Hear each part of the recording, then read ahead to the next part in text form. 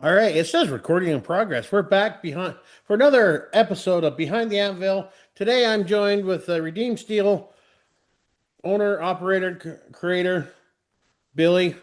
Sli Say your last name, please, so I don't ruin it. Salyards. Salyers. Don't There you go. worry, I have a hard time with Sean Shropshire. Hey, I did it on the third time. So with his last and a few others. So hey, welcome to the podcast Behind the Anvil. Billy, appreciate you taking your time. And I know it took a couple days to get here and da. So, and I see you got your makeup good today. So Well, this is as pretty as I get, unfortunately.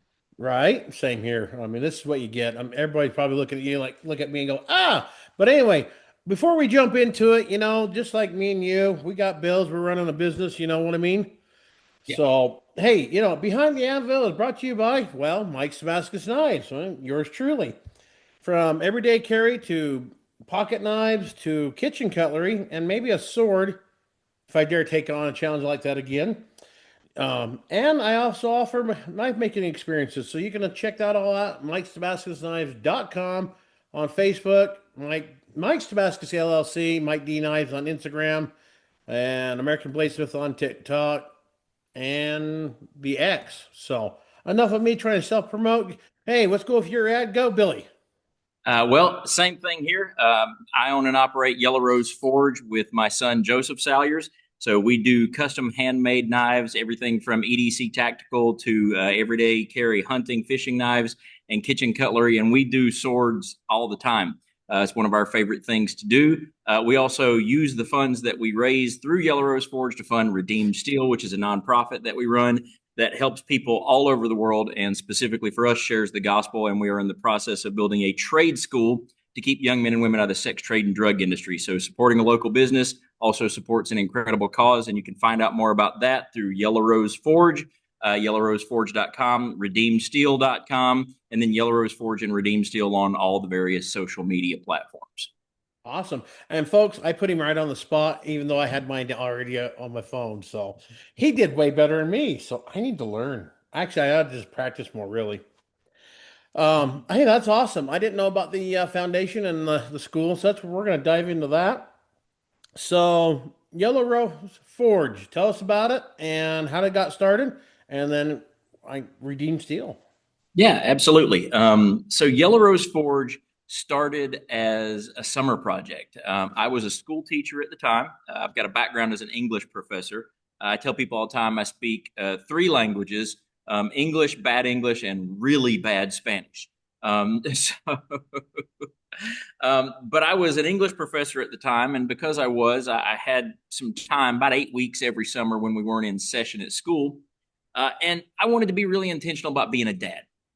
My dad wasn't around when I was a kid, and I wanted to be with my kids. And so, since I was at home with them, we started doing summer projects just to be intentional about being together. The first one that we did, we went and got I think we spent $400 over the whole summer. Got some plywood, got a tarp and a flagpole from Harbor Freight, and we built a sailboat. And my wife, bless her, after we got it done, she actually let us take it out on the lake and we sailed it around. And we just had a fantastic time And doing you it. didn't go swimming at all. Well, it didn't fill up with water, but it did take on a bit. Oh Uh, boy. but we just had so much fun doing stuff like that. And so every year, summer projects became a thing around our house. So we started raising chickens one year. One of the best days of my life was when the last chicken died after my kids left because they wouldn't let me eat them. They thought they were pets and they stopped laying eggs. So I was literally just feeding chickens for no reason. But that's a whole different story there. They We, ran away. yeah. We did all kinds of stuff. One year we got onto the YouTube kick of making the little aluminum foundry where you're just melting aluminum, and a lot of people would pour it into anthills. We didn't get that far. We just poured it into muffin tins and made smaller pieces of aluminum. Um, but then one year we had done combat robots, like 3D printed battle bots, and we had so much fun with that. But we finished that project up early that summer. Had about a month left and the kids were like, "What are we going to do now, Dad?" And I was just at a loss. I had nothing. And I looked in my basement and I had my grandfather's anvil, my grandfather's old apprentice model 23 Vice. His anvil was a Fisher made in 1877. Had my grandfather's hammer, and said we had that little aluminum foundry. I said, let's take this little foundry, flip it on its side, turn it into a forge, and let's make a knife because we've got all the tools here already. And that, folks, is when they got the bite. And we had so much fun. We made the ugliest knife you have ever seen. It wasn't sharp. It wasn't straight. It wasn't pretty. It was barely functional as a butter knife. And it was made out of rebar of all things. So today I wouldn't even actually call it a knife. And I didn't know any Hey, better at the time. I it, thought it was Excalibur. hey, it's a start. I mean, some rebar is, will heat treat and hold somewhat of an edge. I'm sure this was the piece that would not. Oh, hey, It was horrible. but But we hey, it had a could probably held better than some railroad spikes. But anyway, well, that's continue. true. But we had a blast. We absolutely had a blast doing it, and because we set up this little smithy in the basement, it just kind of stuck, and so we started doing it on weekends. School started back. We kept doing it. We just kept doing it. And the next thing you know, we're doing it 20 or 30 hours a week as a hobby. We started making our own tongs, our own hammers, our own tools. And then eventually we got back around to trying to make better knives. And at some point in that, I had a friend ask me because I started using this phrase "redeemed steel." We're taking this piece of junk metal, we're transforming it into something useful, valuable. And I got invited to talk about that concept at like a men's prayer breakfast on a Saturday morning. And so I went and showed all these ugly knives that we'd made and all these other tools and stuff. Talked about the concept of redeemed steel. And I had a guy walk up to me at the end of the service, and he was like, "Hey, man, will you make me a chef's knife out of a lawnmower blade?" And if someone were to ask me that today, I would say absolutely not. But at the time, I had no clue. I was like, absolutely, sure, I'll do that. And thank God, I actually found the one lawnmower blade that was made out of 1080. And so I made him a chef's knife. And I didn't really think a whole lot about it. I made some micarta out of some Scotch Brite pads. I used copper for bolsters and such. And when I went to deliver him this knife, I took it to his restaurant. He was a head chef. He was running multiple restaurants. And when he saw it, he just fell in love because he's like, dude, that's my story. I started out scrubbing copper pans in the back room with a Scotch Brite pad, and here I am now running all of these restaurants. That's And awesome. he fell in love with the knife. And two of his sous chefs were there, and they go, dude, will you make us knives? And so that's kind of where Yellow Rose Forge really took off, because I used the money that I got from them to buy a log splitter off of Craigslist. I converted the log splitter into a forge press, which allowed me to start really doing Damascus, and then from there we just kind of kept refining and improving our craft, and it snowballed really, really rapidly. I Um, hear that a lot. Oh, yeah, it was. I just started it so I can have make me a cheap knife, and $6,000 later, I'm still not Oh making yeah. cheap knives. My wife was thrilled with it because once people actually started buying stuff, which I never really anticipated, it became a hobby that paid for itself. And so she was like, "This is the only thing you've ever done that you've taken up that's actually not cost us money," which I guess was a compliment. Uh, but within about a few months, somebody had mentioned Forged in Fire. I didn't know Forged in Fire was a thing. We thought we were rediscovering this whole craft on our own. So I looked it up, saw this. I'm like, oh, this is a cool show. So we started watching that. And then at some point, I said, you know what? I'm going to send in an application just for kicks and giggles. What do I have to lose? Um, and they emailed me back and they said, hey, well, Forged in Fire isn't casting right now, but we're getting ready to do this other show called Knife or Death. And they said, you've got a background as a martial artist. I'm a black belt in Kukiwan Taekwondo. They said, you So make don't make you knives. mad in the dark alley. Got it. And they said, will you apply for this one? And I'm like, sure. So I applied for that show and ended up going on season two. I lost by a penalty stroke on that one, but I did make it all the way through the course and had a good time doing that. But then Forged in Fire started casting, And I just sent him an email and said, hey, I did this other show, would love to try to do this show. It's what I was trying to apply for to begin with. And within 3 weeks of sending an email, I was filming. And so while I was filming Forged in Fire, we got to hang out with all the other contestants. We spent a lot of time hanging out with the judges and stuff too. And so we all kind of became friends, especially the contestants and I. And out of the four of us, I'm not sure about the fourth guy. I don't think I've ever really got a chance to ask him. But out of the four of us, at least three of us, as it happened, were Christians. We were all believers. And so there was this idea in my head at the time of maybe let's put together a network of guys to I don't know what we'll do. Just it would be cool if there was a network of Christian blacksmiths. And so we kind of didn't really talk that much about it until Robert and I were in the airport getting ready to get on the same plane to Charlotte, North Carolina on our way to compete against each other in round 3. So, Robert had a layover in Charlotte going to Texas. Charlotte's near my home, so I was just flying into Charlotte. We started talking in the airport, and Robert shared with me some kind of rough experiences that he had and some folks who just as believers had really let him down. And I just felt compelled at the time to say, dude, on behalf of the church, I'm sorry people treated you like that who claimed to be walking with Christ, because that's not how they should have done. And I said, but I feel like right now, maybe God's brought us together for something bigger than a TV show. And we both kind of got a little choked up there. And he said, I think you're right. And I said, I think we need to start a network. You be the Texas guy, I'll be the North Carolina guy. And that's really where kind of the idea started beginning. And I had shared it with Mike then, who was also on our episode. When I was finishing up that round and flying back to Forged in Fire, I got to the airport 43 minutes early.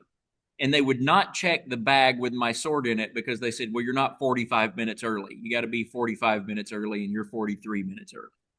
They said, well, can you fly without the bag? And I'm like, it's kind of important. So they said, well, we'll put you on a different plane. And so they put me on a different plane that was leaving 45 minutes later, arriving 30 minutes earlier with no layovers. And I'm like, why didn't you put me on that plane to start with? That just seemed like it would have made sense. And when I landed, my bag didn't come off the carousel. They lost my bag. And so I spent, 15 minutes running around the airport, going to every conceivable place they could tell me to go to try to find it. And I finally found it. But now I'm 30 minutes off of schedule, and I'm 9 gates down from where I'm supposed to be. And so I'm walking out of the wrong exit at the wrong time based on my schedule. And I'm wearing a shirt that I had made I had a friend of mine make that says, my knife and my life are both forged from redeemed steel. And as I'm walking out, somebody from behind me reads my shirt and goes, hey man, how long have you been forging? And I turned around and looked, and I said, almost 2 years. Why? And the guy pointed at his buddy and he said, well, this guy's a Forged in Fire champion. And I kind of smiled and said, well, I hope I am. I won't know till tomorrow. And he said, well, let me pray for you. And that's actually how I met Jeremiah Backhouse, who became the next member of Redeemed Steel, 9 gates down, 30 minutes off schedule.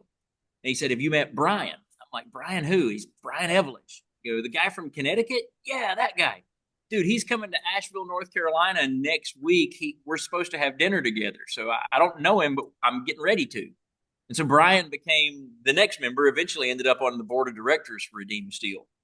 Later, I was watching an episode of Forged in Fire, and I saw a guy on there who was kind of local to me, and I was trying to text him congratulations on Facebook and accidentally hit call instead of text, and he answered out of nowhere, and that was Britt Barnes, who was also a Forged in Fire champion, and we became great friends, starting with that conversation. Britt's now on the board of directors for the ministry, and so what started is kind of 2 or 3 guys competing against each other for a TV show very rapidly snowballed. And last I checked, the Redeemed Steel Network had over 700 members in 6 or 7 different countries. Not all of which at this point are blacksmiths and bladesmiths. We've got people who are just knife passionate, knife aficionados, collectors. We've got woodworkers, leather workers, craftsmen, people of all sorts that just kind of believe in the work that we're doing.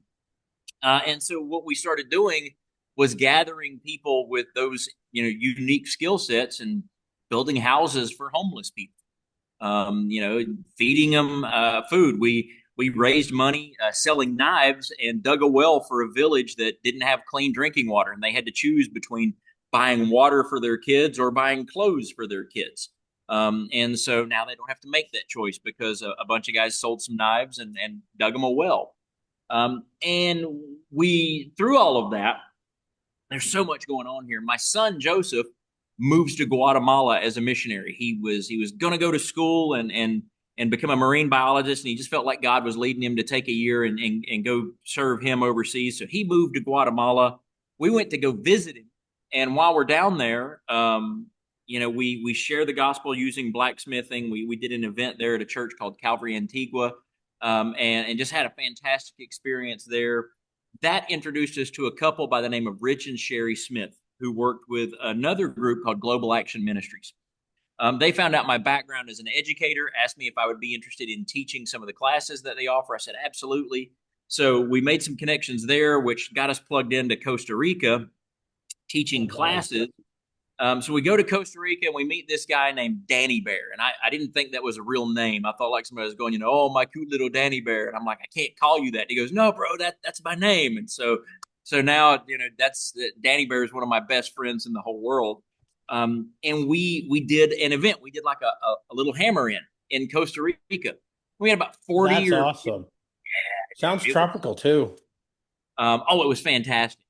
And so we had about 40 or 50 guys show up to this hammer. And I think it's the first one the country of Costa Rica has ever had.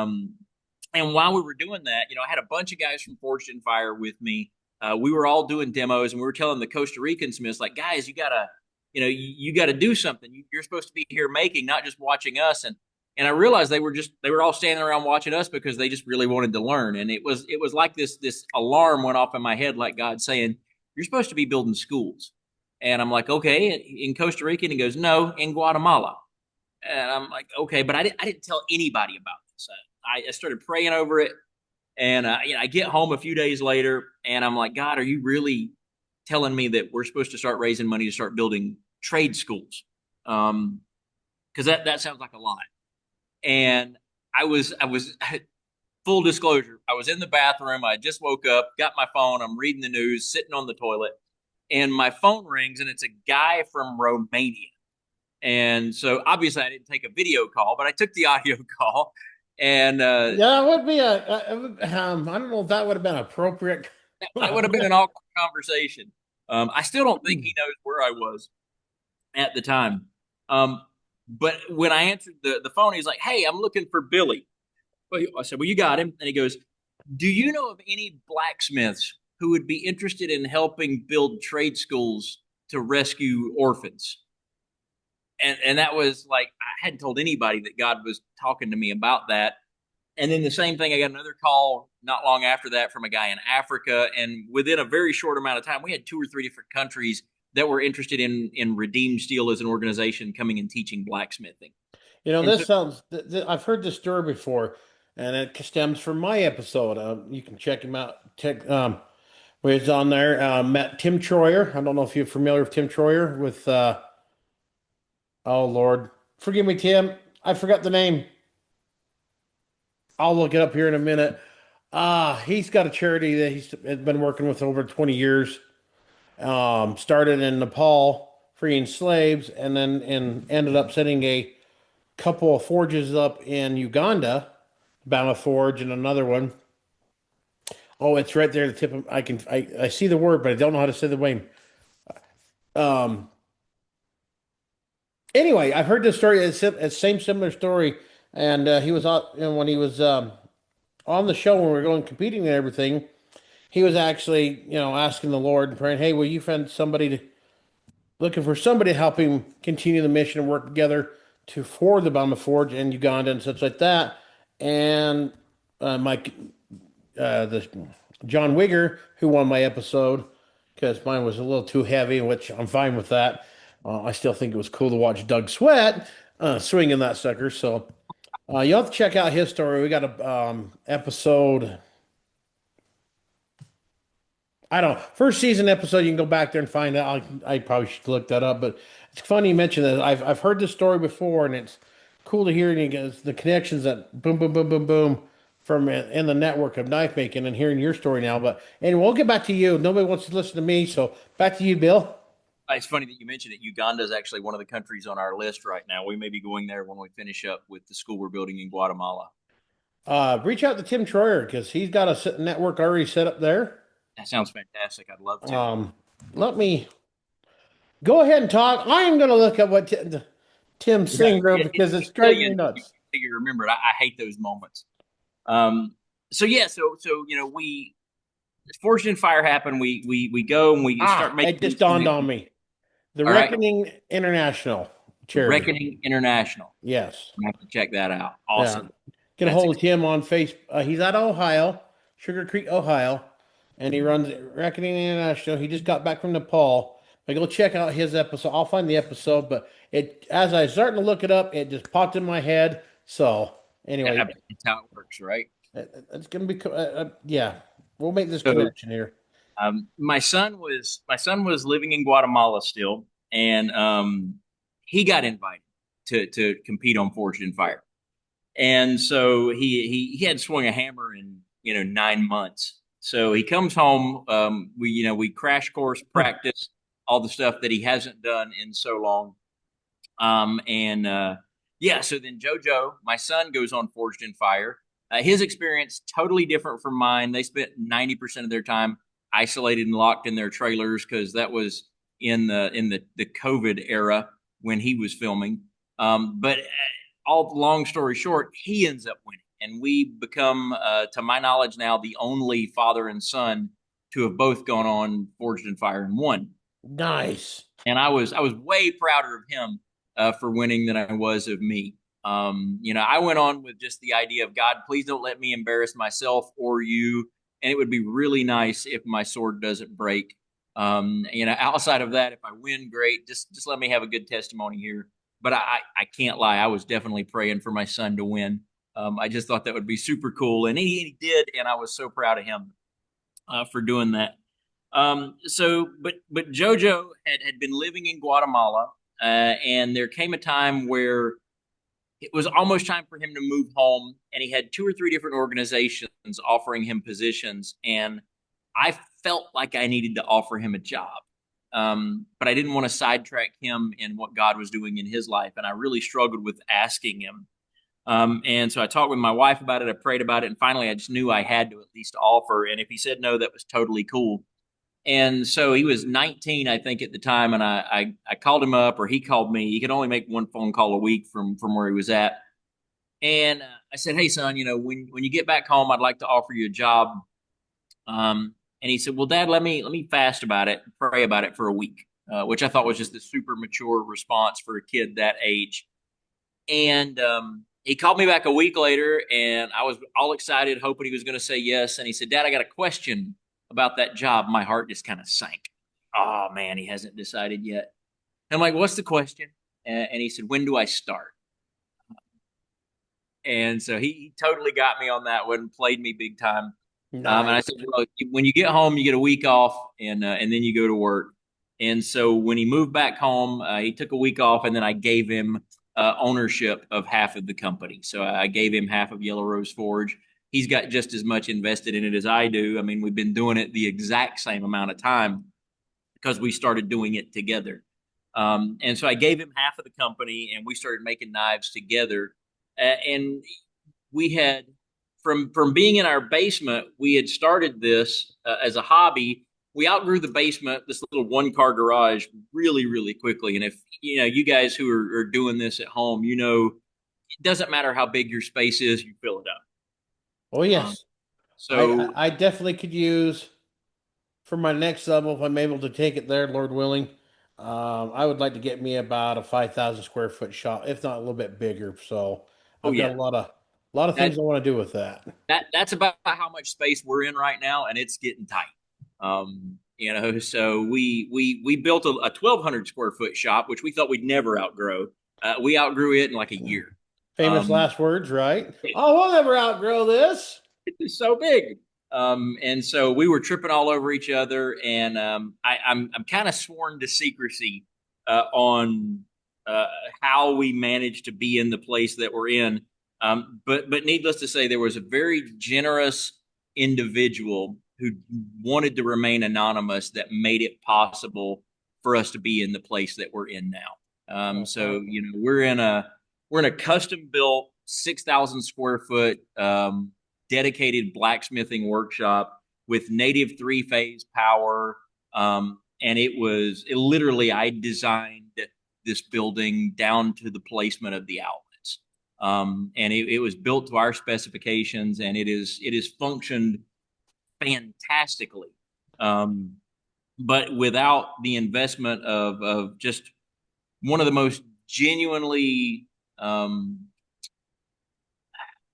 humble men I have ever met in my life, it just wouldn't have been possible. So basically, this whole facility that we're in has been provided for us by the Lord, and so we get to come here every day and work in pretty much a state of the art modern blacksmithing shop, and so that now we make knives for a living.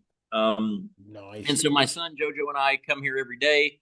We do, hand forged Damascus. We do stock removal. We do machine assisted knives. Pretty much every conceivable way you can make a knife, we make them here. We've got knives, that range from, handmade EDC knives all the way up to, mosaic Damascus, you know, feather Damascus swords, Bowie knives, hunting and fishing knives. We do a lot of kitchen cutlery, and we probably make close to 100 swords a year. We Wow. make a lot of swords here, That's and it just wouldn't awesome. be possible outside of this place that God's provided for us. But we don't consider ourselves to own this place. We call ourselves stewards. This is a place that we've been trusted with, and so every single knife that we make, we actually donate a portion of that back into the ministry. So I give to my local church first, because that's just how I do things, and I think that's the way that I'm supposed to do things. But then after I do that, I donate a portion of every sale back into ministry, and that's part of how we fund the work of Redeemed Steel. And so Redeemed Steel at this point, we've been to 5 out of the 7 continents. Um, and so eventually we'll get to at least one more, I hope. I don't know if we'll ever make it to Antarctica, but it would be really cool if we hit 7 out of 7. Definitely be really chilly. It would be cold. Yeah, you'd have to light the forge there. So with all this process and the almighty opening doorways and such like that, what are some of the struggles you all faced, and what did you do to get over those hurdles to accomplish this work that you were handed? If that makes any sense. Yeah, no, absolutely. There's a few, and some, to be fair, that we're still struggling with. Um, One was time. Well, I'll come back to that one in a minute. The first was just fear of taking that leap. I was teaching high school full time during the day, teaching college at night, and blacksmithing 30 hours a week on top of that. And I, I, I really couldn't maintain that when we started doing this. And so I quit the college. The college offered to cut my hours and raise my pay if I come back. So of course I went back, and I started praying about it. That do I really leave my career? Like, God, I went to school for this. I paid off nearly $60,000 in student loans to get this degree. I thought I was going to be a teacher forever. Do I leave my career to become a full time knife maker? Like, that just sounds insane. And I fell asleep with that specific prayer. Do I go full time? And when I woke up the next morning, I grabbed my phone like everybody does, and there was a little blue light blinking on mine. There was a notification. I opened it up, scrolled, and the very first thing that I saw was this notification on Facebook that said about one of my knives. Imagine what he could do if he went full time. Uh, Talk about a billboard. Right? So I called my wife and I said, "Hey, babe, this may sound crazy, but I think God's telling me to leave my career and become a full time knife maker." And my wife's exact words were, "Well, it's about time you figured that out." And so she's been super supportive of us the whole time. that we've done this. And to be fair, I tell people all the time the easiest way to become a millionaire as a knife maker is to start as a multi-millionaire. I don't take a salary from my company. I invest everything that we make back into the company or back into ministry, and so that way we kind of keep the place going. I'm trying to take care of my son and make sure he can take care of his family. But the thing about this isn't that I make a lot of money, but it gives me a lot of freedom. So if I need to shut the shop down for 2 weeks to go on a mission trip, we just shut the shop down for 2 weeks, go on a mission trip, and add 2 weeks to our build list. If I was a school teacher and went to my administrator and said, "Hey, I need to take the next couple of weeks off of work. I'm going out of the country." And he goes, "Well, you just took a week off last month." And I go, "I know, but I really got to go." I would have got fired, almost immediately. First year for sure. It wasn't possible. But now we probably spend a week away from home out of every month. We have something going on almost every weekend. I've lost count of how many states across the U.S. You can only see a portion of the flags, but the flags behind me are either states and or countries that Redeem Steel does ministry in. And the whole shop is just circled with flags everywhere. There is one exception, and that's a flag from one of our favorite video games, but that one's hidden. You only know that one if you notice it. So yeah, I mean, it just kind of took off from there, and so we started doing this full time. Joseph's doing it with me. The shop's growing, and we just really felt like at this point we started trying to invest in making this vision of building schools possible. And so I approached a guy, Rich Smith, who's one of our partners in Guatemala. I was teaching for their ministry. And I said, "Dude, I think God wants us to build a school in Guatemala." And he goes, "What kind of school?" And I said, "Well, like a workshop where we teach people welding." And I said, "Because, yeah, blacksmithing, it's like breaking into acting or writing in the States. It's so competitive. It's so hard to make a living as a blacksmith, especially at the height of the Forged in Fire hype. Mm. Everybody was doing it." Everything. Anvils were expensive. I mean, tools, belts, supplies. It's starting to come down now with the how the economy is kind of. We've been on a roller coaster the last few years, and then Forged in Sure. Fire wrapped up, and so everything's like. There's a lot of people's like, you know what? I'm out. They're done for a little bit. Hey, I've even heard some pretty good. Don't know the names, but I've heard through the grapevine some pretty good big people. It's like, yeah, we're gonna step back, go find another job for a while, because maybe burnout and the money's just not there. Sure. Myself, I'm struggling with sales and everything else, but my main source is Facebook. I don't do a lot of shows right now because I'm kind of being conservative as I can, other than a little bit local events and such myself. So trying to find that network of avenue to trying to reach out and find some shops. I have a few ideas that I'm going to do. It's a struggle, and it's a struggle for a lot of people. And it's really tough to make a living in this business. I mean, it was doing really good. 2021, I know finally it's like where you were at, working a full-time job and doing this on the side. My classes were taking off. Um, of course, post COVID, never ever had extra money and fluctuation of cash. And of course, that was catching up. And I probably got a little ahead of myself. Should have been a little more conservative instead of investing in my shop. But I just had that feeling, hey, let's go ahead and get a few more tools for the shop and everything else. Probably should have done it the way instead of financing stuff, but hey, it's all right. Less long lessons learned or hard lessons learned, however you want to say that. But Sure. and so it's kind of been up and down. I did take a job for a while for a couple different places, and I was like, you know what, Knives are doing good, so I went back to that for a while. Now we're back to, yeah, let's do the job search, and I'm doing this. I find myself getting kind of burned out on the knives things. I guess mainly it's just, where I'm going to find that in Excel. What am I doing to change up a little bit? I'm kind of getting burned out on. I just want to just build knives. Honestly, if I could find somebody that had a big name and say, hey, let's build this knife. You produce it, I'll sell them. I would love that. But Yeah. that's me. Everyone's like, well, that means you'd be working for somebody else. Still That, making knives. that means all the responsibilities on that other person. True. Uh, I mean, if I could sell it like I said, I'd do a white label knife. Put their name on it, send it out to them. And everyone's like, well, it's you're not working for yourself. I still am, but still making knives, what I enjoy doing. exactly, And and it's I wouldn't have to really deal tough with, in this industry. That, and I wouldn't have to deal with people in the general public. No offense, foot public. So, and that's why we're when we started talking about building this school, there people were asking me like, "You're going to teach knife making?" And I'm like, probably not, because I don't want to teach people. I mean, we teach knife making here in the shop, but that's not what we're starting schools for. I said more than likely we're going to open a school and teach welding, because if you've got $100 Harbor Freight buzz box and you can use it really well, you can make a living anywhere in the world, and that's the thing. And so we started talking about that.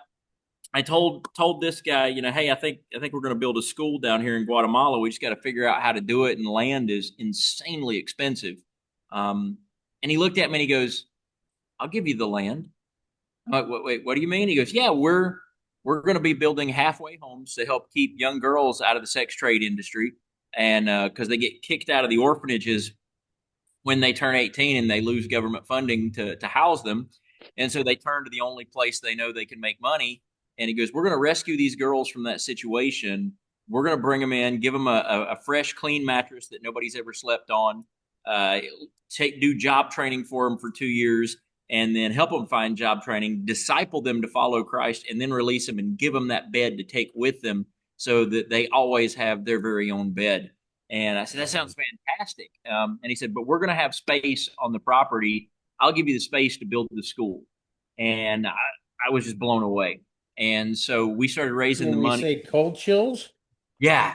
I mean, we started raising the money to build that facility. And we spent probably the next 4, maybe 5 years. And last year at the Redeemed Steel Hammer In, which would, I guess, have been our 7th one in a row, we actually finished raising the money to build the building. So we actually have paid off that building. That construction's already underway, and it'll be finished probably in July. Now we've shifted to raising the funds to actually equip that building, because an empty building is not much of a school. So we've got to buy, not just one welder, but, a classroom of welders, some other equipment that we need. Because if you're going to teach people to weld, you're going to have to teach them to grind. So, so I'm sitting here kind of thinking a thought popped in my head.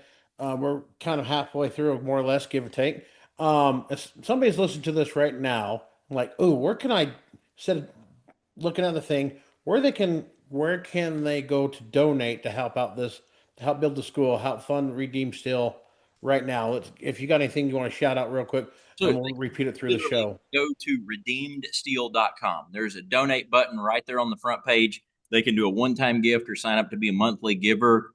They can download the Redeemed Steel app there, which will also give them a Bible with a daily verse that they can read. There's a giving button in the app if they install that on their phone. So there's lots of ways they can do that. They can also go to Yellow Rose Forge. That's going to provide a link directly to Redeemed Steel. And so there's lots of different ways they can do it, but the best way is just to go straight to redeemedsteel.com and click that giving button on that website. And I will say this, as far as the way Redeemed Steel is structured, and we've done this intentionally, we have no overhead. And what I mean by that Yeah, is I took it and I put it on. I'm downloading right now. So awesome. When I say we have no overhead, what I mean is Redeemed Steel doesn't pay anybody. It doesn't pay me. It doesn't pay Joseph. It doesn't pay any of our board of directors. Nobody that does work for Redeem Steel gets paid to do it. It is all 100% voluntary. And most of the time, we're paying to go do the work that we're doing. So Redeem Steel doesn't. We don't pay accountants. We don't pay anybody that's doing work for Redeem Steel in any capacity is doing it on a voluntary basis, because we believe that money should go to ministry. So when people do donate, they can know that 100% of that goes to making the mission of Redeem Steel possible. It's just the way that we run it. and yep, like you said, right here on the app, you can give. Hey, this thing looks nice. I like this. Yeah, my And you wife. got your daily verse here. Forgot, excuse me, if I get this wrong, because sometimes my mouth gets a little faster and my brain can fire, or vice versa. Today's verse is, "For God is not unrighteous to forget your work or labors of love, which ye have stewed towards his." I'm probably ruining this today. I'm gonna let work with me. my brain's not. Some of the words in the Bible are hard. So, Some of them are. do you have it pulled up? I'm going to let you Yeah, do it because I I'm not just doing pulled it it up. justice. Yeah. For God is not unrighteous to forget your work and labor of love, which you have shewed toward his name, in that ye have ministered to the saints and do minister. So, and that's, I think that's probably popping up in the King James, which is why it's a little harder. But yeah, the crux of that is that God remembers all the stuff that you do for him and his people. And that's encouraging because I think a lot of times when people do good things, they wonder, does it does it really make an impact? Does anybody know or care? And we don't do it for recognition, but God knows every single thing. And I don't think anybody that's ever invested in helping somebody or doing something for the kingdom, when we stand in eternity, we'll never regret a single one of those things that we've done. Amen. Yeah, sorry, I kind of I can see for me, I can read it up here just fine, but translating back out, not my fun. I'm with you. I can take a piece of steel, shape it into something really cool. I can't draw very well. I can draw birds. I can draw people moderately. Drawing knives is one of the hardest things that I do. I can draw stick figures. I can do a circle. I can do a heart. I do all my knives in CAD now because it's just so much easier for me to do it on a computer than it is to do it on paper. Oh, that is something I just need to sit down.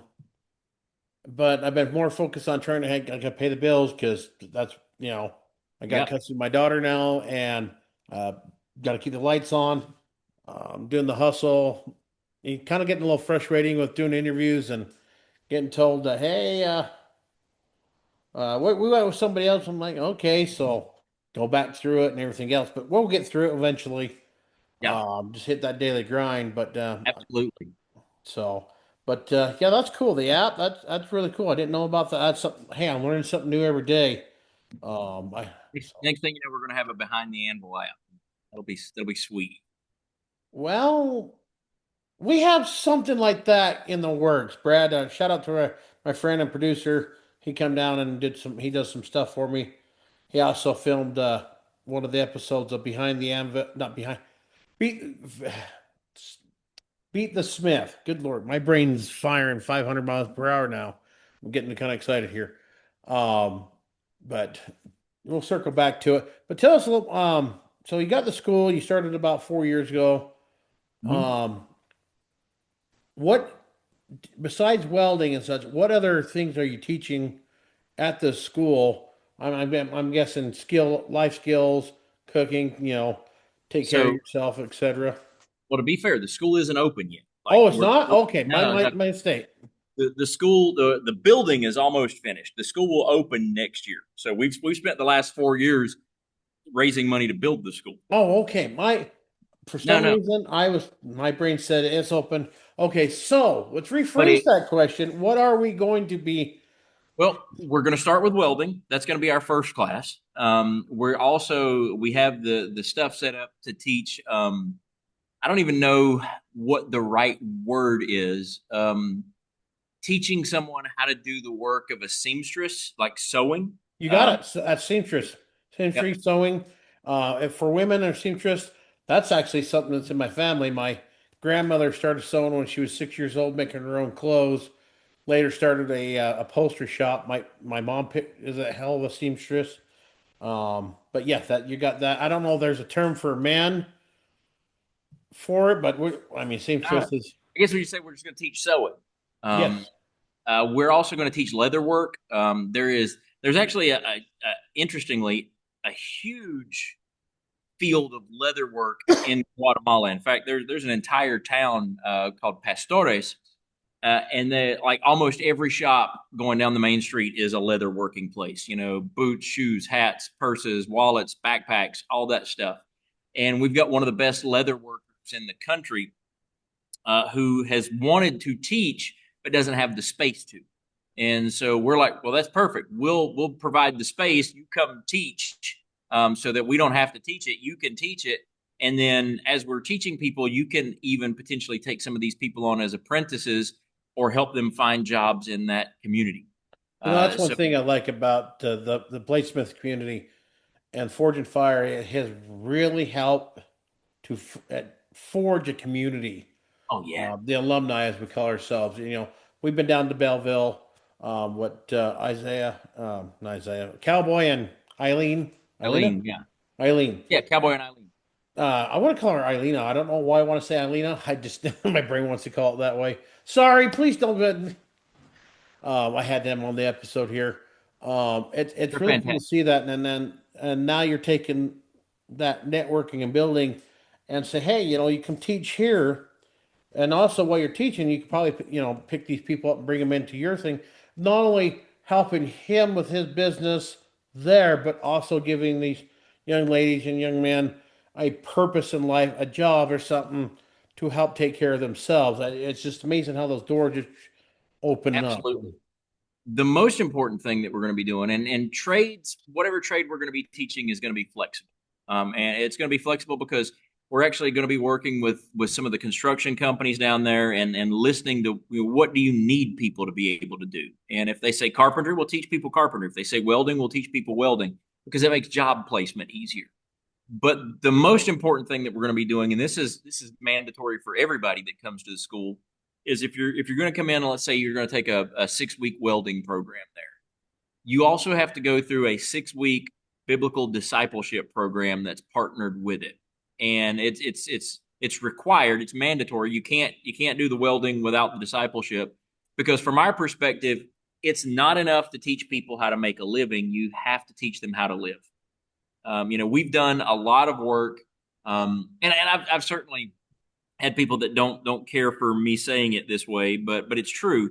We've built houses for people, we've fed hungry people, and those are fantastic things. And I'd love to do that all over the world. But at the end of the day, that's treating a symptom. It doesn't treat the disease that causes that epidemic of poverty and fatherlessness and That's everything that that's a handout. We're just giving handouts. We're and there's absolutely nothing wrong with doing that.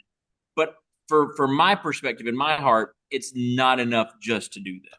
well, So if you don't have a good foundation to build off, just building that to them, helping give them food and everything else, and they don't still have those skills. We have that in our own country even today with our school system gone to crap. If you don't have that good foundation, whether within Christ and learning how to take care of yourself, you know, let's say devotion. You're devotion, reading your devotion throughout the day or throughout the week or however you do your studies. If you don't know how to cook your meals or prep or do your laundry or have your build a schedule, if you've never been taught that, how if somebody comes in, hey, we're going to build your home, you ain't got to know how to clean it. You don't know how to maintain it. You don't have those skills. That's going to fall and crumble. absolutely, And the handout tends to be like again, sorry, it's an epidemic. Breeds more poverty. I hate to say it that way, but Tim Troyer says we're not a handout, we're a hand up. We're going to get absolutely, you. They take these young men, they teach them a skill within the bladesmithing, and they do a lot of other things too. They also grow trees down there. They harvest that to set each tree. I think each kid's got a tree or two. And they harvest that and they take that and they send them to school to pay for their schooling and such to give them that hand up so they can build a good foundation for themselves. absolutely. Um, Well, and the for thing, some reason, there's like a Bible passage in there, and I can feel it, but I don't know where it's at about building foundations and such like that. Maybe there's one that comes to mind for me, and it's not that one, but it's Jesus said you're always going to have the poor with you, yes. which means we can't end poverty, right? If we're always going to have poor people, poverty is not a problem that's ever going to go away completely. So, like for example, one of my favorite things that we've done, and we've done this a few times, is we'd go to a village of 500 people and we'd take 3,000 pounds of food, um, and that would feed that village for 2 weeks. It'd feed 500 people for 2 weeks, but in 2 weeks they'd be hungry again, and so it postpones starvation, but it doesn't solve the So we problem. took 500 pounds of seed and we sow that like you're doing with the education. Yeah, You take that's the seed, you're planting it within that person and helping them develop a relationship with God and helping it and giving it the nutrients it needs, the carrot needs and everything else to get them to the point where that they can thrive on their own. Absolutely, and that's the thing. And there's this old proverb. It's not a biblical proverb, but it's certainly one that I think most people have heard and would agree with. Is you give a man a fish, you feed him for a day. You teach a man to fish, you feed him for a lifetime. Correct. And that's kind of what we're doing. It's not that we don't care about doing all the other stuff. It's just that we don't want to just treat the symptoms. We want to treat the root disease that's causing the symptoms. And so, yeah, that's kind of how we landed at let's do this school, because now we're not just teaching them how to make a living, we're teaching them how to live. And if you can reach these young men at an early enough age, you can help change the kind of men they're going to become, so then they don't contribute to this plague of absent fathers. When they get married and have kids, instead of running off, they're going to stay and they're going to be present, and that's going to transform their children. And you have these kids who are now not growing up without parents, so they're going to have a better shot at life just from the get-go. You've got parents who know how to take care of themselves, know how to take care of their children, know how to lead their children to Christ. And when you have, as that begins to multiply, you don't just change a family, you change a community, then you change a country, and then you change the world. And that's it, it just snowballs. But it's got to start somewhere. And for us, right now it starts in a little community called Ciudad Vieja, which is where we're building this school. That's awesome. We got to get you in touch with Tim, especially if you're looking and gone away. He's his mission is pretty much walking the same path you guys. That'd be cool to see get you guys together. Absolutely. That sounds fantastic. Reach out to him definitely. Tim Troyer at the reckoninginternational.org, I think is what it is. Tim, if I got your website wrong, I apologize. You can just simply Google Reckoning International and it'll pull it up. But yeah, I really like this. That's cool. So we were talking earlier, and you happened to mention something about Blood, Sweat, and Steel weekend. Yeah. And the Hammer In is coming up. Yeah. Redeem Steel Hammer In. Sorry, I read that backwards. It's all good. So we've got two big events coming up that we're really excited about. July the 11th, here at our shop, Yellow Rose Forge in Forest City, North Carolina. This will be our eighth. Hard to believe we've been doing this for 8 years. Right. Eighth annual Redeem Steel Hammer In. So we'll move everything around in the shop. We'll usually fit 200 or 300 people in here, which was crazy because we used to jam 200 people into a 1,200 square foot space, which was insane. Now we've got 6,000 square feet. We'll jam them in here too, and it'll still be tight. But we'll have people outside, and we'll have stuff going on all day. So like I was speaking with Travis LeBlanc this morning. He's going to come down, do a demo for us. We've had guys like Walter Sorrells. Anybody in the bladesmithing community probably knows about Walt. Walt's fantastic. We've had Bert Foster come out and do demos for us in the past. And we usually have an incredible lineup of guys who come and do demos, everything from forging knives and axes to Damascus instructions, to any kind of thing bladesmith related. When we had Walter up here, we made tamahagane. And set up the big furnace and smelted tamahagane over the course of the day. And that was super, super cool. But while we're doing that, we'll also have a Battle of the Bladesmiths going on. So we'll have anywhere between... Now, when people think of Battle of Bladesmith, we're forging out knives, not battling each other with knives.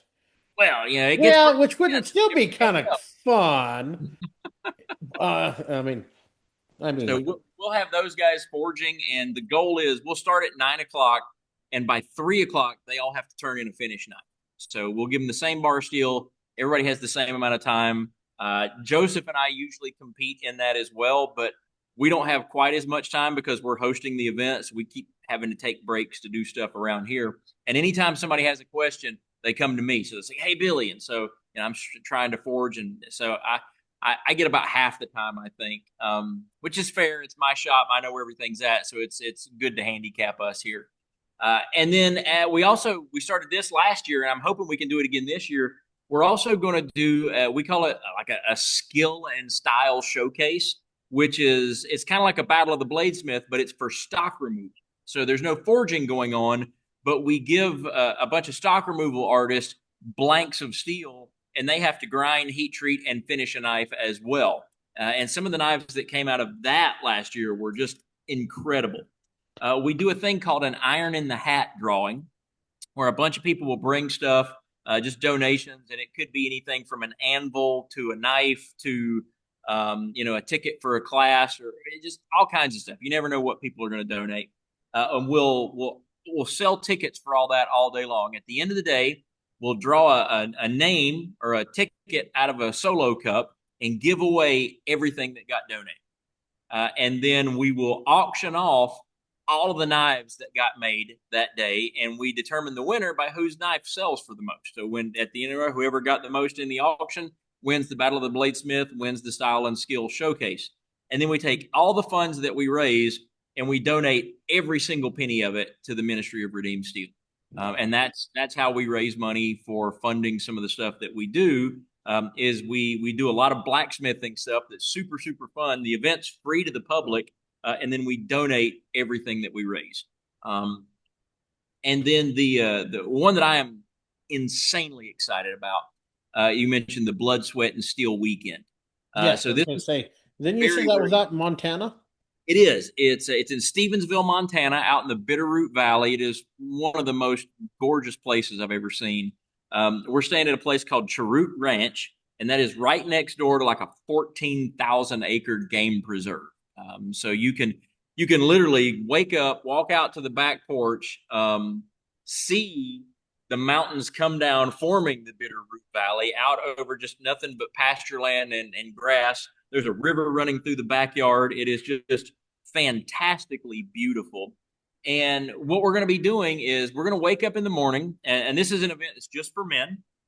We're going to wake up in the morning. We're going to spend 4 hours every day for 4 days, hand forging, grinding, heat treating, adding handles, and finishing knives. So on day one, you pick a piece of steel, and then by the time you go home, you have got a hand forged knife that you make yourself. My son Joseph and I will be teaching that. It looks like we may have at least 1 or 2 other bladesmiths that are coming. They'll probably contribute to some of that as well. But we'll teach bladesmithing in the morning. Then we'll have lunch. In the afternoons, I just finished writing a book. I haven't published it yet because I want to get some feedback on it before we go to publish. But the name of the book is going to be Redeemed Steel, A Bladesmith's Guide to Forging a Life. And so we're going to teach through the material of that book in the afternoons. And that should be a great time of fellowship, a great time of growing closer to our Heavenly Father, a great time building some bonds that'll outlast the time that we're there in Montana. And then in the evenings, we've got some fantastic chefs lined up who are going to be cooking things like buffalo chili and bison steaks. And we're just going to eat lots and lots of manly, protein-rich food every single night before we crash in a meat coma. I don't think I want to be in the tent, though, afterwards. So There's a lot of meat and beans. No, just kidding. not going to be in a tent. So the place that we're staying is actually, to call it a bunkhouse is doing it a tragic disservice. It is nicer than the home that I live in. It is a fantastic place to stay. It's going to be super, super comfortable. And we're limiting the number of guys so that I'm pretty sure everybody gets the most comfortable bunks on the bottom so nobody has to sit on the top bunk. And so we're limiting that. I think we've got 8 spots left for that weekend. We'll actually pick everybody up at the airport there in Missoula and drop them off. So all they got to cover is the cost of the weekend and then getting to the airport. And it's just going to be a lot of fun. And then I'm going to ask everybody that attends to give me feedback on the material that we've done so that I can make revisions to the book before we go to the publisher. Oh, that's awesome. That's cool. So, and that's going to Well, be. since you're the English guy, maybe I'll have to send you over. I'll send you a link to my how to get into bladesmithing for under $1,000. I've been trying to get a few people have read it. Yeah, it looks good. Like, Love to read. give me a review. And some people I've sent out to them, they totally forgot about it. Hey, life gets in the way. I'll have to send it to you. People like, how'd you write it? It says, well, I had the idea. I put the information. I typed it out, but I used ChatGPT to correct it because, like I said earlier, me and English not so friends. Spelling not so much friends. Grammar definitely not friends. So that's one of the tools I like to use. My daughter's been typing my book up. She needs to get back to it. Oh, she's in the other room. Nothing. She's like, huh? Love She it. just got home from school here not too long ago. She's typing it up and everything, and she's like, Dad, your handwriting drives me nuts. And of course, Oh, your my book, handwriting too. yeah, That's oh yeah. oh Um, my I goodness. do this, unless it's not, I can type faster on my phone than I can do this. I've never been able to type. Uh, When I was in middle school, they did the typing thing. I'd rather just pick up the thing and out the window and walk out. I mean, again, I'm better at driving a truck, digging ditches, or swinging a hammer, beating hot steel. there Uh, you go. and then a couple of buddies of mine took me under their wing, showed me a little bit about podcasting, showed me how to run Zoom. I'm learning things. If I do it more often of the computer stuff, I'd probably do a lot better. I tried to learn the little things to control the CAD because I got a plasma cutter. Yeah, I get more frustrated, start sweating, and then I go in the corner and cry. It's But like learning a different language in every single one of those things. say again, I said it's like learning a different language in every single one of the things that you and just mentioned. I tried to learn different languages, and no, Yeah, the I barely language. speak English. So Yeah, I'm with you there. Like I'm still learning Spanish, and it is so hard. Um, I think God gave all the great talents on that stuff from knife making on to my daughter. She can weld, she can make a knife when she wants about money, and do all right, and different little projects. there you go. I guess my one buddy says, well, you got the ADHD with a little bit of the tism, and not really the discipline, the focus, and anything else. But we're learning. But I'd like to send that over to you and such like that. Love to read it. Eventually, I'll get my book all typed in, and I'm on the last little bit. I haven't really wrote in it in over a couple of years because I'm at a spot in it. I'm overthinking it really, but trying to get it through this part and convey the emotion that I really want into it. But I need to go back to what my buddy says. Is just write it out. We can go back and fix that later and get somebody else that can read that and look at it. And I've had a friend, she kind of corrected started editing the first part of it and everything else. And I was reading her edits, like, you caught what I was trying to say. I just didn't have I had the lack of words, so to put it that way. One of the things I always used to tell my students was don't even try to write it down. Just turn on the video camera on your phone and just say it. Because chances are you can say it better than you can write it. Most of us can. And then later you can go back and listen to what you said and write down what you said, and you'll know the parts that you like and the parts you didn't. I've done a little bit of that, trying to do the voice thing in. Again, me and words don't like each other. It's up here, getting it out is a little hard, so, but that's okay. One of my hurdles I got to get through eventually. But it's fun. I really enjoy this. The sitting down, the times when I was writing it. I had a good friend who really inspired me. I guess you could say she was my muse, I guess. And I just there's one night I turned out 20 pages in 4 hours, Woo! Wow, and that's a lot it's of work. and I sat back and I was like, where did all that come from? Because there was some stuff I imagined. Because when I was driving truck at the time, and it kind of I would imagine through the scenario how this storyline would go. Because I based it off of what would I do if there was a nuclear holocaust, we get hit with nuclear weapons, we get EMP, everything shuts down, and within 72 hours, will people turn on each other, if not sooner. As soon as there's no food, there's no water, you can't go use the toilet anymore. But People, the blacksmith becomes really valuable in that scenario. yes, very. Anybody with really of any kind of skills that doesn't need power. Yeah. I mean, let's talk about the data centers. Everybody's so worried about the data center, not data from Star Trek. I know I'm wearing this, but the data centers and such are going I all over wanted the to world, comment on that earlier, by the way. I actually love that. That's super cool. right? I bought this a year or two ago, and it's something I've been wanting to buy for years and years. And I put it off. I was like, I saw it on eBay and like, I'm buying that. I don't care. Yes, I'm a geek. I like Star Trek. I can't really do that very well. Kids can do it. My fingers want to lean forward when I do it, but um, So you'll appreciate this then with that outfit. As a few years ago, the closest I've ever got to making my best friend cry, I got him a signed. Oh, that's cool. I got him a signed picture of William Shatner and Leonard Nimoy on both sides of the glass, signed by both actors. And at the bottom it said, "You are and shall forever be my friend," and gave that to my best friend for Christmas one year. I am jealous. That was one of the things I always wanted to do is meet Leonard Nimoy and all those characters, but unfortunately Spock passed away on us. But you ever get a chance, go. I think it's still on Netflix. You can watch the documentary "I Am Spock" or something like that. A documentary Yeah, on Leonard Nimoy. It was awesome. I'll have to check that out. I think I've seen part of it. I don't know if I've watched the whole thing. If I have, it's been a while. But I guess I kind of sidetracked the guy. That's our squirrel moment. We haven't got into the squirrel moment all episodes so far, but I'd like to send that out to you. That's cool. Everybody knows writing books left and right, and I'm sitting here going on 10 years of writing mine, and that's no joke. I started writing it before I got on Forge and Fire, and that's been 8 years. So yeah, there we go. So, Yeah, it's hard to believe it's been that long. Oh, well, I was season 7, so it's that would have been 2017, I think, something like that. I can't even remember at this point.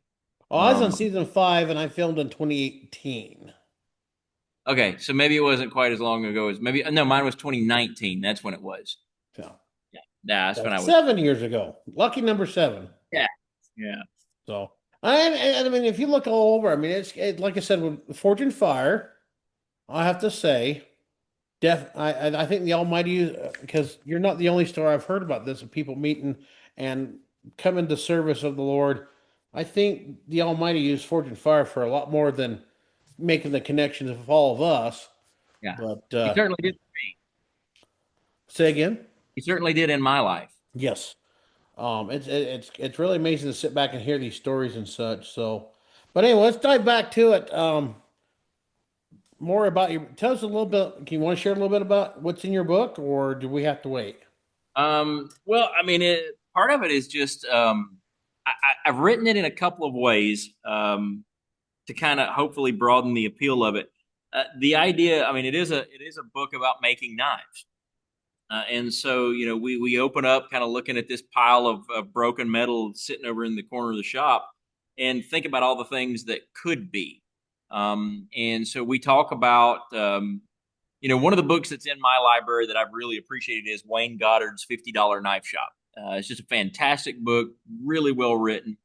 And so I kind of, I try to do a little bit of some of what Wayne was doing there in the sense that I talk about, you know, how do you identify what a piece of steel is? If you don't have the option of going out and buying new metal, and I highly encourage new blacksmiths who come learn in our shop to just go buy new metal. I was like, look, start with known materials. You get the old computer programming adage, garbage in, garbage out. If you start with a broken leaf spring and you end with a broken knife, is it because you broke it or was it broke when you started? You never can tell. So, I'm a firm believer in using known new materials, but we go through the process of, if you're, out in a third world country and you don't have access to that, how do you do a spark test? How do you do a quench test? How do you do a break test? How do you temper? Can you do a temper with a torch? Things like that. We talk about how to build different styles of forges and how to equip, everything from a hair dryer and a pipe and a hole in the ground, all the way up to, a custom built Venturi burner forge. We do a little bit of talking about coal, but I think I've got a couple of ideas in there that we talk about. I don't talk a lot about coal because really, if once you figure out if you're going to do coal or propane, we can kind of move past that, and you can use the same forging techniques regardless of the heat source. And then I literally go through step by step on how to take a bar of steel and forge it into a knife. And there's actually a project that runs through the whole book of how to forge, a 4.5 inch drop point hunter. Just a very traditional, very useful utilitarian hunting, fishing, everyday carry. It's just one of the most useful styles of knife you could ever possibly have is just a nice little 4-inch drop point hunter. But in the course of that, we're also talking about the redemption process and how God transforms us. And one of the things that we're going to be talking about in Redeemed Steel, the Blood, Sweat, and Steel weekend, is the idea of brutal transformation. And I'll use the example of Joseph in the Old Testament. And his brothers sold him into slavery. Then, he was bought, taken to the land of Egypt, ended up being in a servant in a house where he was falsely accused of rape and then thrown in jail. And then he helped some guys, and helped one of the guys. One of the guys ended up getting executed. He helped one of the guys get out of jail, and then the guy forgot about him and left him in jail. And so he goes through a lot of crap in his life. But all of the things that he went through, I don't think God planned any of those as part of his perfect plan. Like, it was never God's perfect plan for his brothers to sell him into slavery. If his brothers had said, "Hey, God, what do you want us to do?" God wouldn't have said, "Go sell your brother." That's not God's way. But what Joseph ends up saying later on when he speaks to his brothers, he goes, "What you intended for evil, God intended for good." So God's able to take those difficult moments that sometimes become transformative in our lives and reshape them into something that can make us stronger and better and more useful to his kingdom. And so we talk about that concept of brutal transformation, about how our experiences shape us. And then, we go through the grinding process and we do something similar there. And by the time we get done, hopefully, in reading the book or doing the weekend where we're teaching through that same material, then we kind of understand that God is designing us to be not just something beautiful, but something that also fits his hand and can be used for his purpose. I carry knives with me everywhere that I go, and we make some really, really stunningly beautiful knives. But I tell people all the time, they go, they go, "Why would anybody use this?" And I go, "Well, that's what it's made for." I don't make wall hangers. Every knife, no matter how pretty it is, no matter how valuable it is, first and foremost has to do the job of a knife. One of the knives that and you can actually see the scuff marks on the blade. I've got this fantastically beautiful feathered Damascus camp knife. It's like 960 layers, a piece of really beautiful Costa Rican cocobolo that I brought home Ooh. one of our mission trips there. And it's one of the prettiest knives I've ever owned, and I still use it. Wait a second. You own one of your own knives? This one was so gorgeous, I couldn't get rid of it. I just Oh, had to. okay. That's kind of weird. I was like, "Don't you have a knife?" Yeah, I got some knives, but they're not mine. And Yeah, I got some fiberware. I've got Michael Curley's, aka Spicy Mike, chef knife that I love. Um, got a few from for Dustin Rhodes and a few others. They're like, "Well, why don't you own your own?" Because I'll sit there and pick at it and look at it, and oh yeah, no. The knives that I've made that I have, with the exception of this one, I keep my rejects. When I see a knife and I'll go, "Oh yeah, I can't sell this." It'll work in my kitchen, so I'll take it home. But I absolutely can't sell this, and so those are the ones that typically make it home. I think I've got three knives that I made over the years, and just said, "You know what? I can't part with this one. I got to yeah, that keep it." really later. And then I've got a few, and You can put Saran wrap on it. almost every single one of them has been gifted to me by guys in other countries that we've done missions with.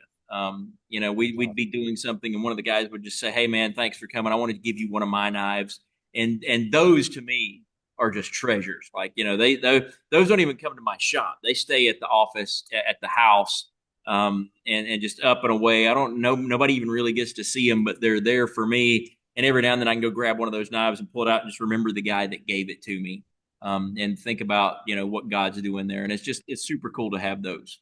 That's awesome.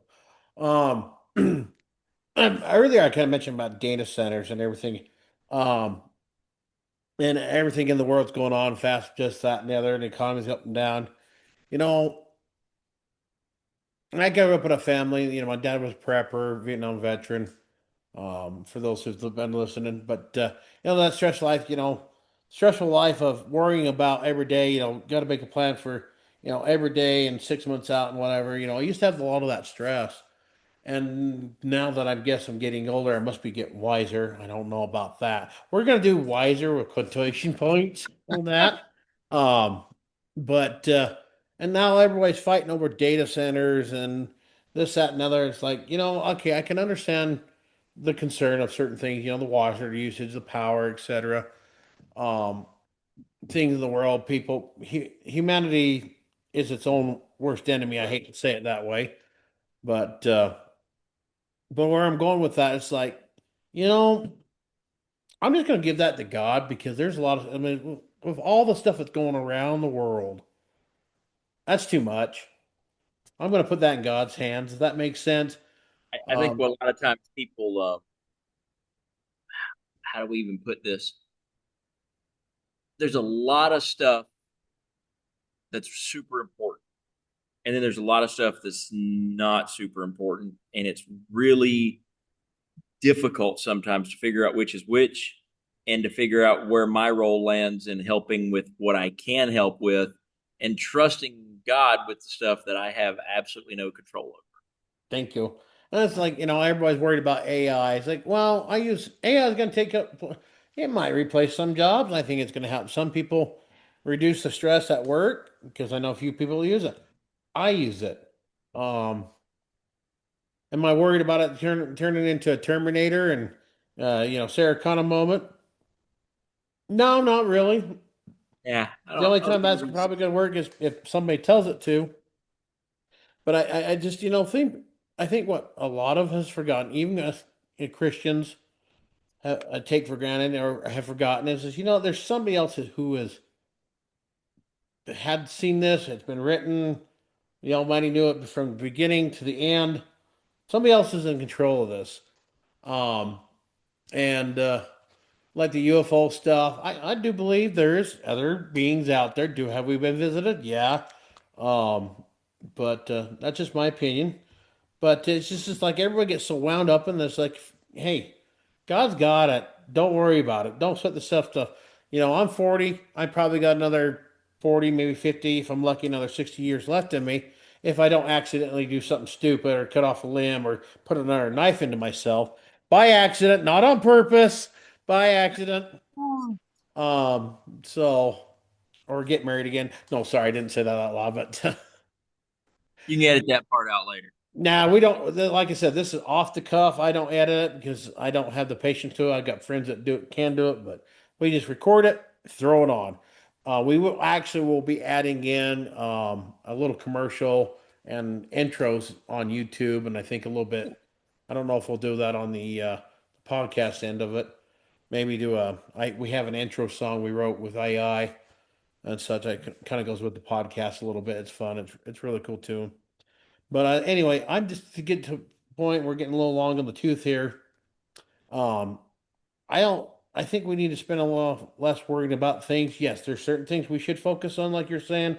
Certain things we be wise of. But then the rest of the things around the world, let the Almighty take care of that. That makes Yeah, sense. absolutely. I hope that does because I'm gonna question myself a lot. But is there anything that sitting back in your mind you want to get out in the next few minutes before we wrap this up for the night? If people are wondering how can they get involved, how can they make a difference, and they hear about Redeem Steel, you don't have to be a craftsman of any sort to be a part of the Redeem Steel Network. We've like I said, we've got folks that just believe in the mission that we're doing, and especially as we start building schools and more schools, we need people of literally every walk of life to be a part of that. So if people are interested in just figuring out how can they be a part, I would really encourage them to go to Redeem Steel, look through our newsletters, see through some of the stuff that we've been a part of. Send me an email, give me a phone call, and see how you can be a part of that. Or if nothing else, click that give button and join us. Just like any network, we've got over 700 people in 7 countries. I think we've got about 20 people who are actively funding everything that we do. It's a really really small number of people that make it possible, and God certainly knows that. But it's yeah, if they hear what we're talking about and what we're doing, it would be lovely if they would decide to join us in some capacity. Well, I haven't done it the last couple episodes because I kind of forgot. Do you have what I call words of wisdom or something you want to pass on Um, People who may be struggling or just, I'll leave it to you.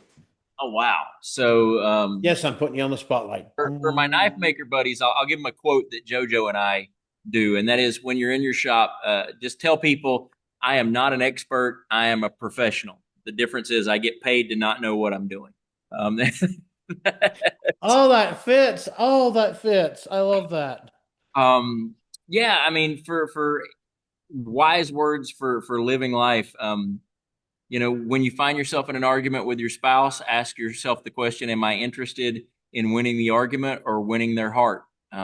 Which is more important? That's been super huge. I've been married for 30 years, super happily married. And yeah, that's been a big one for me. And, when in doubt, turn to the word, turn to the word of God, look to Christ. Scripture says, if anyone is in Christ, he's a new creature. Old things are passed away. Behold, all things are become new. It doesn't matter where you are, where you've been, what you were. God can transform anybody. God made you. God doesn't make junk, and God doesn't work with junk. You mean I'm So not building a spare part? Sometimes I not wonder. at all. Um, Sorry, God I knows didn't mean to interrupt you God there. knows exactly what you're made out of, and God knows exactly what you can become. And if you'll just let Him, He'll do more than you could ever even imagine. So Might that hurt would a be little bit at times, but it'll definitely come yeah. out in the. It's not always easy, and it's not always safe. But if we It'll be trust the worth one it. that's in charge, He's Yeah. done it with billions of people before us. He can do it with us. Amen. Well, yeah. Do your shout outs for your on your social media and everything else where they can find you, Yeah, website, etc. really easy. YellowRoseForge.com, Yellow Rose Forge on Facebook and Instagram. We are on TikTok. We never use it, but it's just there. Threads, same thing, Yellow Rose Forge, and then Redeemed Steel on Facebook and Instagram, and then redeemedsteel.com And the app. and the Redeemed Steel app. That is Yes. correct. Awesome. Well, hey, I appreciate it. I hope I done you justice. I sometimes I kind of get questioning myself. There probably some questions that should have popped in, but you were carrying it just right. I was like, you know what? I'm just gonna sit back here and learn. Oh, So this has been a tough one. Thanks for having me. yeah, not a problem. We'll get maybe Sean here a while back. We did a kind of a round table one here not too long ago. We want to do it a little bit again, so maybe I'll grab you and bring you in as well. We're gonna do a bunch of us, Bladesmith and yeah, but if you get a chance, reach out to Tim Troyer. I did send you a link to his Perfect. episode on YouTube if you want to listen to that sometime.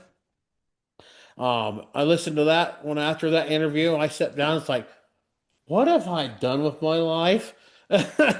You know, I mean, I'm not saying I haven't done anything with it, but it's just like you hear that story and the testimony and hearing what he did with freeing slaves. And I'll let you listen to it. You got to check that out. There's some stuff that just makes the hair stand up back in your head. Like, yes, you can feel the spirit. But I digress. But let's get out of here. Hey, well, before we close out, would you please say a closing prayer for us, and Yeah, then we'll absolutely. tap on it. I'll do my thing, and we'll tap out, and yeah. For sure. Hey, Heavenly Father, we just want to thank you for this time. I thank you for Michael and the invitation to be a part of this. I thank you for this podcast, the people that are watching or listening, God. I just pray for all the folks that we've mentioned tonight and all the ministries that are involved, and for the people that are a part of Redeem Steel, and most of all, the people that we're trying to reach, God. We pray for the people in this world that do not know you, that they may come to know you, God, because the greatest thing in our lives is not that we get to make knives for a living, but it's that we get to know Jesus every day. And so, Father, I just pray that if someone's listening to this and they haven't given their life to Christ, they'll do that. And God, if they are living for Christ, that they'll just recognize that you want to shape us, just like we shape knives, to fit your hand, to be a beautiful tool that you can use for your glory. So use us for your glory. Make us all redeemed still, Father, for your honor. In Jesus' name we pray. Amen. Amen. Hey, thank you. Appreciate it. I'm gonna do my little walkout and then I'll hit the stop button and just stay on with me right after. So, Sure. hey, behind the anvil, thank you.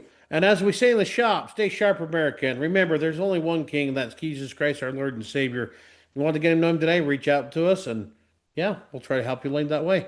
Till we get until we meet again on here behind the anvil. Thanks for joining us. Like, share, and subscribe too. Forget that.